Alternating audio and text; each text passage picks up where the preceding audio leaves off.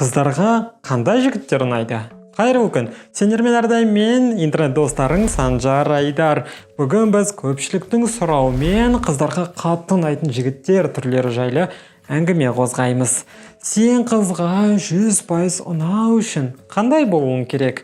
Идеалды деп айтушы едім мен. Бірақ ең қызығы сол бір идеалды әр қыз өзінше елестетеді.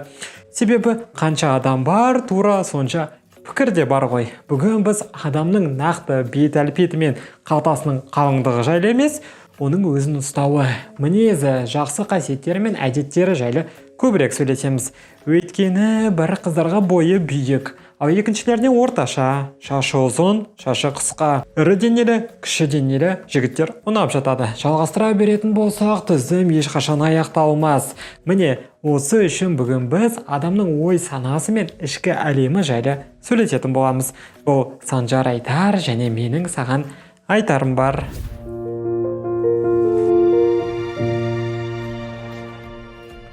Сонымен, қыздарға бірінші кезекте қамқор жігіттер ұнайды. Қызға қамқорлық жасау мүмкіндігі өмірде өте көп жерлерде кездесіп жатады. Мысалы, ол ауырып қалғанда, сен оған қоңыраулар шалып, қасында болып, керегін әкеп беріп, көңілін көтергенде. Бұл қыз үшін өте маңызды нәрселер. Тағы да ауа райы суық болып қалса, онда оған звондап, жылы киініп жүр дегеннің өзі мақтанышқа тұрарлықтай. Тағы да нұсқа ретінде күннің соңында оның хал жағдайын, не істеп жатқанын, күннің қалай өткенін білу үшін хабарласуға да болады. Жігіт қызды тыңдап қана қоймай, ести де білу керек. Ал ол үшін көп нәрсе керек те емес. Жай ғана тәуліктегі 30 минутыңды немесе 1 сағатыңды оған бөліп отырсаңыз жеткілікті. Тағы да джентльмен болуды ұмытпа. Оларды барлық қыздар жақсы көреді. Видеоларым саған пайдалы болып жатқанына өте қатты қуаныштымын. Сол үшін дәл қазір лайк басып, каналға тіркелуді ұмытпа. Ал біз жалғастырамыз. Екінші түрі бұл дербес жігіттер. Біреудің ойына тәуелді болып, өздігінен шешім қабылдай алмайтын, мамасының айтқанынан шықпайтын жігіттер қыздарды мүлдем қызықтырмайды. Орысша айтқанда самостоятельный жігіттерде өмірлерде өздері де өте ұқыпты. Үйіне келсең тап-тұйнақтай, ал бар істеген іс-әрекеттері еш аяушылық сезімін тудырмайды. Және бұл өте тамаша. Үшінші түрі өзіне күтім жасайтын.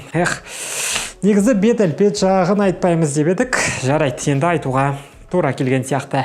Кез келген адам туылғанда өзіне қалаған бір адамның түрін таңдай алмайтынын білеміз. Бірақ сол өзіне берілген бетіне күтім жасай алады. Дұрыс қой.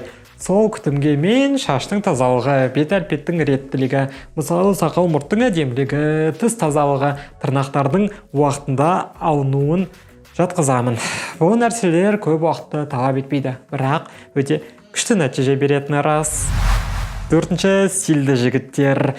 Мен саған күндіз-түні сән туралы бағдарламаларды қара демеймін, бірақ қайда барсаң да сол бір спортивканы киюді доғару керек. Егер әрине сен өзіңе нәзік жандылардың назарын аудартқың келсе, қазір әдемі әрі сәнді киіну үшін көп ақша қажетті емес. Жай ғана Google'дан сымбатты жігіттердің образдарын көріп, оларды кез келген дүкеннен сатып алуға болады. Артықшылық ретінде мен классика, casual, күнделікті киінетін стильді киімдерді қарастырушы едім.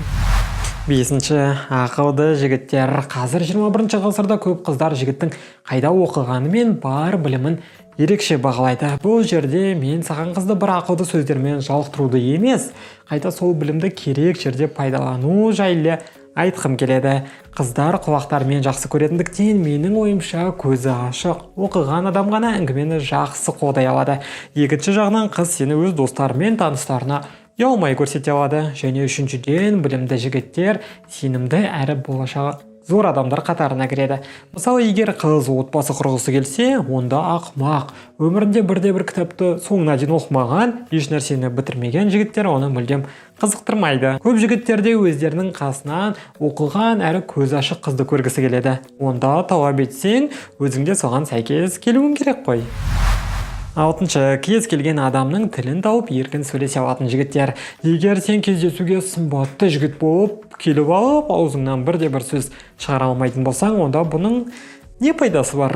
Қыздарға олардың көңілін көтеретін, айтқан әңгімесін қолдай алатын, керек кезде кеңес бере алатын адам керек.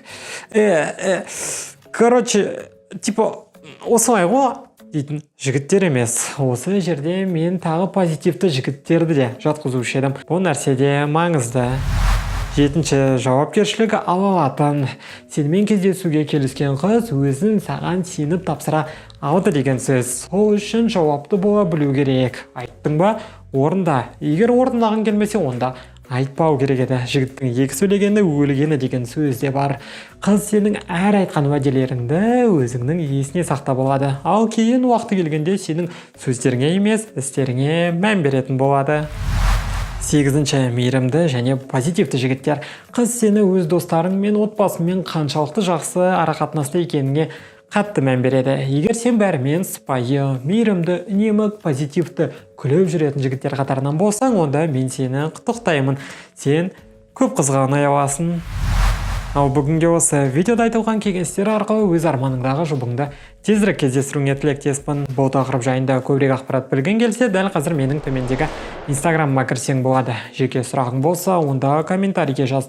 Мен міндетті түрде оқып жауап беремін. Сенімен бүгін болған мен Санжар Айдар. Келесі видеоларда көріскенше.